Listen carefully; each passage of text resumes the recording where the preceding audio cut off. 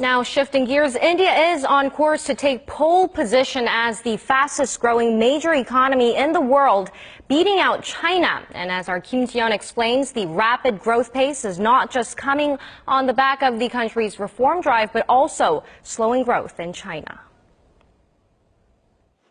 Leading financial institutions, including the International Monetary Fund, say this year India will post a faster growth rate than China for the first time in 16 years.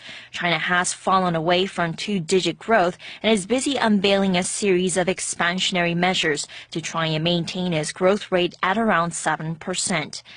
On the other hand, India, spearheaded by Prime Minister Narendra Modi's economic reforms dubbed Modinomics, is sailing.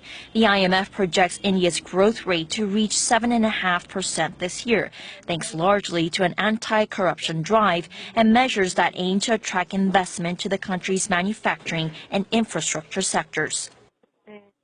Modi is emphasizing India's 3Ds, democracy, demography, and demand.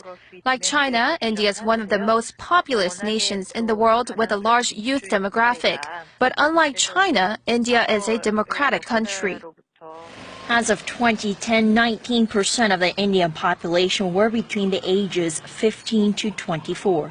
Despite these conditions, the researcher cautions that a shift towards economic powerhouses depends entirely on the government's commitment to carry out its economic reform plans. For now, it seems that the Indian central government is super motivated.